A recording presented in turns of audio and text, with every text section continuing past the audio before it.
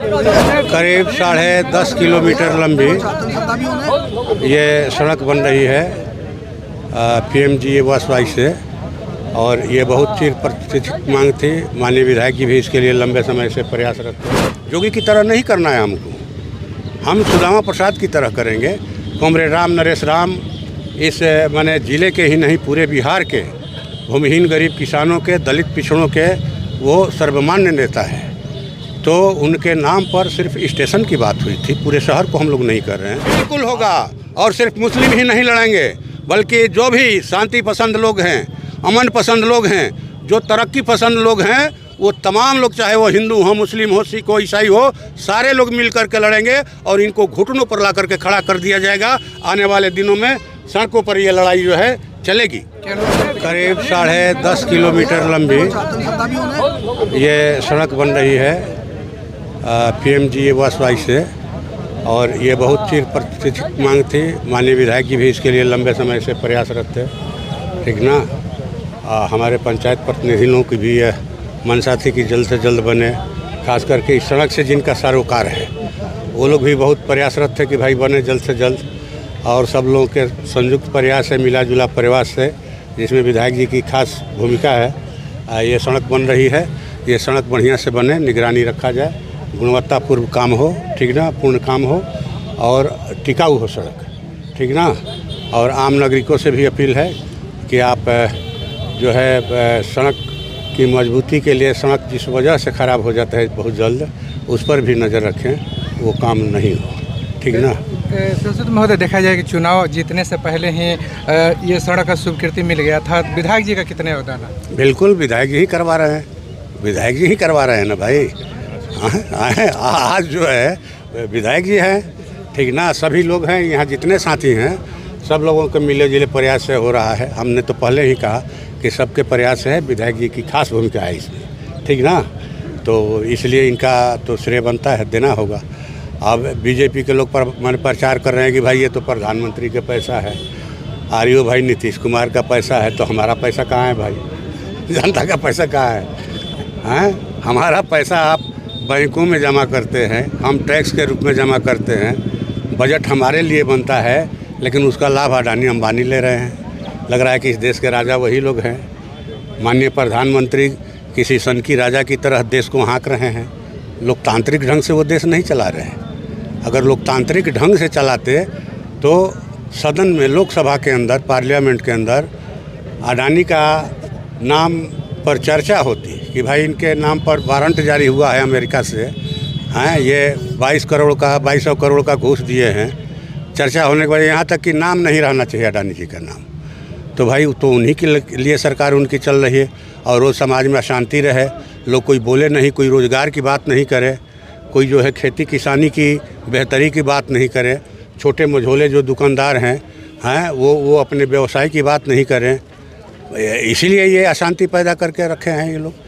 तो हम लोग तो ये कहेंगे कि जनता कमर कस रही है लड़ने के लिए, इनसे दो हाथ करने के लिए।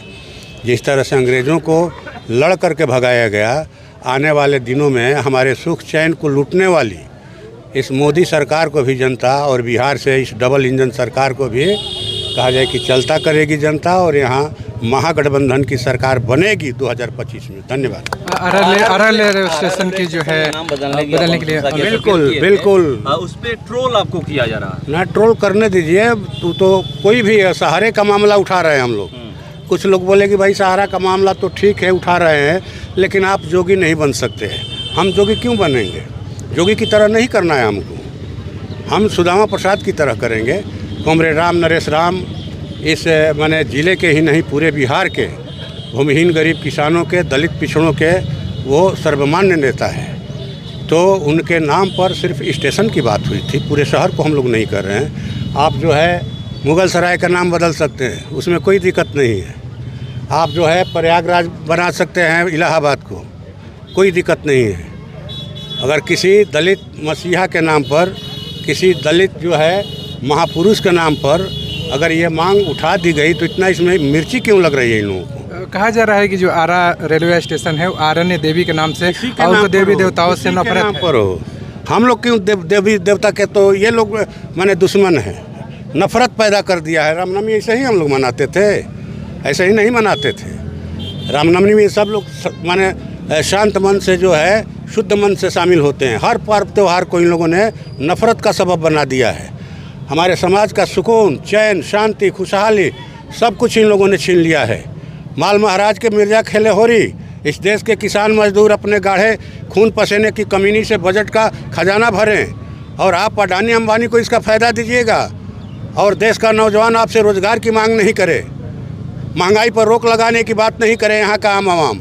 इसलिए लोग हिंदू मुसलमान के नाम पर रोज़ लड़ते रहें, गाय गेरू के नाम पर, हिंदुस्तान पाकिस्तान के नाम पर, मंदिर मस्जिद के नाम पर। यही है हमारी शांति, यही है खुशहाली। वक्फ बिल पास हुआ है, इस बिल्कुल पे हम क्या लोगों कहें? ने उसका खिलाफत किया और जिस तरह से तीनों कृषि कानूनों को हम लोगों ने ख़त्म करवाया सड़क पर लड़ करके, ये तो किसानों के हित की बात कर रहे थे कि किसानों की भलाई के लिए है। किसानों की भलाई आप ही जानते हैं, अडानी अंबानी जानते हैं। किसान को अपनी भलाई की बात नहीं मालूम है। वो किसानों की ज़मीन और खेती छीनने के लिए तीनों कृषि कानून लाए थे। इसीलिए 750 किसानों ने शहादत दिया। 1 साल 13 दिनों तक दिल्ली के विभिन्न बॉर्डर पर आंदोलन चला और उनको सस्पेंड करना पड़ा। उसी तरह से बिल्कुल होगा। और सिर्फ मुस्लिम ही नहीं लड़ेंगे, बल्कि जो भी शांति पसंद लोग हैं, अमन पसंद लोग हैं, जो तरक्की पसंद लोग हैं, वो तमाम लोग, चाहे वो हिंदू हो, मुस्लिम हो, सिख हो, ईसाई हो, सारे लोग मिल कर के लड़ेंगे और इनको घुटनों पर ला करके खड़ा कर दिया जाएगा। आने वाले दिनों में सड़कों पर ये लड़ाई जो है चलेगी। क्या लोकतंत्र की हत्या हो रही है? बिल्कुल बिल्कुल हत्या हो रही है। आप क्यों नहीं, विपक्ष नहीं रहेगा देश में, विपक्ष की आप बात नहीं सुनिएगा। विपक्ष अगर ये कह रहा है कि भाई माने डोनाल्ड ट्रंप जो है हमारे कृषि में प्रवेश कर रहे हैं, टैरिफ लगा रहे हैं कि भाई जो यहाँ से कृषि का सामान आएगा उस पर इतना शुल्क देना होगा और जो जाएगा उसमें घटाइए, हमारे किसान कहाँ ठहरेंगे? अमेरिका के किसानों को 100% सब्सिडी देती है अमेरिकी सरकार, 100%। अगर वो 100 रुपया खर्च करते हैं तो 100 का 100 रुपया उनके खाते में जाता है खेती करने के पहले। अगर वो माने यहाँ के माने बाज़ार में वो आ गए तो अभी जो माने जब मुख्य सीजन होता है सब्जी का, मान लीजिए कि आलू है, टमाटर है, प्याज है या धान है, गेहूं है, उस समय देखिए क्या स्थिति रहती है किसानों की। अगर वो लोग आ गए तो कोई पूछने वाला नहीं मिलेगा। इसलिए किसान उसका भी, टैरिफ का भी विरोध कर रहे हैं। और उसी को अगर इतने ही ये देशभक्त हैं तो अमेरिका ने हमारे नागरिकों को हाथ में बेड़ी डाल करके, हथकड़ी लगा करके, पैरों में बेड़ी शिकर लगा करके भेजा, जैसे कोई बहुत बड़े आतंकवादी हों। थोड़ा सा भी शर्म आती है इन भाजपाइयों को?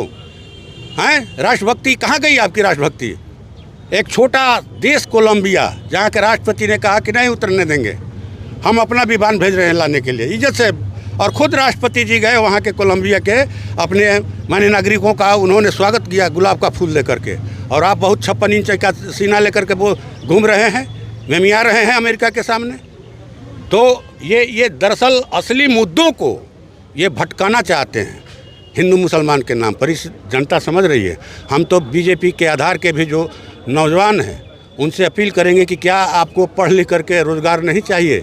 सरकारी नौकरी के लिए हैं सब लोग अपने बाल बच्चों को पढ़ा रहे हैं कि बढ़िया नौकरी करे, कमा करके लाए, और आप रोज़गार खा रहे हैं, कह रहे हैं कि पकौड़ी तलो पंचर बनाओ। हैं, यही है माने रोज़गार है। अभी संबित पात्रा जी ने कहा कि 22 लाख रोज़गार दिया सरकार ने 11 साल में। 22 करोड़ रोज़गार में आपने 22 लाख दिया, 1% दिया, 1%। इसीलिए यही अच्छा दिन है देश का। किसान परेशान, दुकानदार परेशान, रिक्शा टमटम ठेला चलाने वाले लोग परेशान, झाड़ू पोछा का काम करने वाली महिलाएं परेशान, खेत मजदूर परेशान। और अब बहुत बड़का देशभक्त बने हैं, देश को ले जा रहे हैं, $5 ट्रिलियन का बना रहे हैं अर्थशक्ति। 10 शक्तिशाली देशों की लिस्ट से भारत बाहर हो गया है। ये पीट रहे हैं, अपने हाथ से अपनी पीठ थपथपा रहे हैं। तो कहने का बातें तो बहुत सारी है। मूल बात यही है कि 2025 के विधानसभा चुनाव में इनको माने करारी हार मिलने जा रही है। बिहार से इनका पत्ता साफ हो जाएगा और बिहार की जनता महागठबंधन की सरकार। आप लोग कमर कस चुके हैं। बिल्कुल बिल्कुल, धन्यवाद।